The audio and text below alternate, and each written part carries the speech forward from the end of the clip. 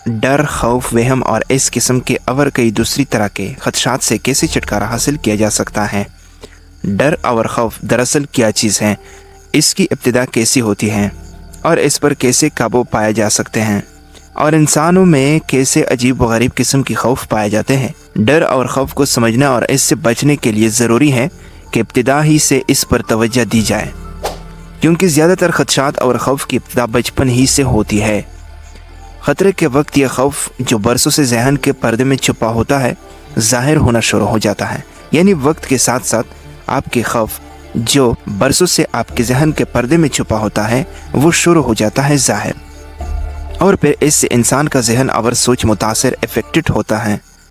अगर जहन की बुनियाद मजबूत हो, बच्चे में शुरू ही से खुद एतमादी, हिम्मत और जोरत, मोहब्बत और खलूस और इसका जज्बा बढ़ा जाए तो इसकी ज़हनी और जिस्मानी नशोनुमा मजबूत और एनर्जेटिक होगी, और वो हर किस्म के हालात, हर किस्म की सिचुएशन और वाक़यात, चैलेंजों का मुकाबला करने के काबिल होगा। लेकिन अगर जहन की नशोनुमा सिर्फ रेत पर हो, बुनियादी कमज़ोरी हो, खुद एतमादी का फ़िक़दान हो और जहन में कोई फ़ैसला करने या कदम उठाने की हिम्मत न हो, तो ज़िंदगी जब भी किसी तूफ़ान से हमकिनार होगी, जहन की एक कच्ची इमारत ढेर हो जाएगी।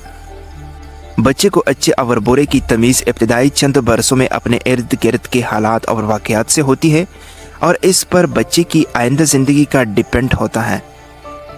जहन पर जो चीज़ सबसे ज़्यादा असर अंदाज होती है, अफेक्टेड होती है, या एक बच्चे के जहन में जो चीज़ बैठ जाती है वो खौफ है, फियर है।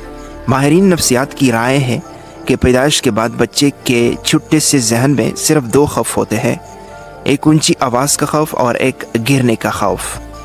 अगर आप कभी बच्चे से यानी नए पैदा होने वाले बच्चे से जिसने दुनिया में ताज़ा आंख खोली हो ऊंची आवाज़ में बोलेंगे तो वो ज़ोर ज़ोर से रो पड़ेगा। इस तरह इससे हमेशा ये खौफ भी रहता है कि कहीं मैं गिर ना पड़ो।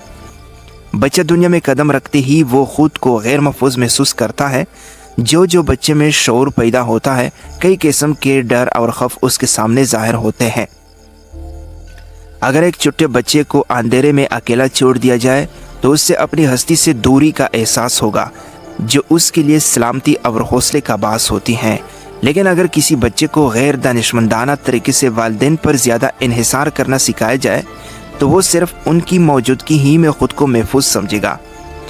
बहुत से बच्चे इब्तिदाई दौर के इस तशद्दुद का निशाना बनते हैं जो उनकी कुदरती नशोनुमा की राह में रुकावट डालता है, और यही बच्चे बाद में हर इस चीज़ से नफरत करने लगते हैं जो तालीम के नाम पर उनके सामने पेश की जाए। बच्चा आंख खोल के जब अपने आसपास के माहौल का जायज़ा लेता है तो उसी वक्त वो उन असरात से भी मुतासिर हो रहा होता है जो उस माहौल में मौजूद होते हैं। एक 8 साल बच्चा सफ़र के दौरान इस वक्त हद से ज़्यादा खौफज़दा हो जाता था जब गाड़ी किसी सुरंग में दाखिल होती थी। जब उसकी माँ से दरियाफ़त किया गया तो उसने अपने तौर पर इस अमल की ये तशरीह की कि ये मौरूसी खौफ है जो बच्चे को विरासत में मिला है, यानी उनके जेनेटिक्स से ये मसला आ रहा है। आप भी अपने बच्चे के खौफ, फियर को दूर करें। तो चलिए दोस्तों, आज हम आपको बताएंगे कि बच्चों में डर और खौफ की वजूहात क्या है। बच्चे को कभी डरा धमकाकर पढ़ाने या सिखाने की कोशिश मत करें।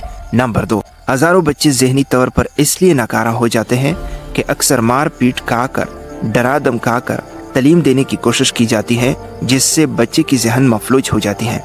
नंबर 3, अगर बच्चे ने कोई गलत आदतें अपना ली है तो उन्हीं गुनाह या किसी बहुत बड़ी गलती का दर्जा मत दे, बल्कि उससे यूँ समझे कि जब कोई शख्स कुछ सीख रहा होता है तो कभी कभी ज़रूर गलती करता है। नंबर 4, बच्चों के सामने अपने किसी नफ्सियाती खौफ का मुजाहरा ना करें। बच्चे ऐसे मुजाहरों से लाशऊरी तौर पर असरात कबूल कर लेते हैं।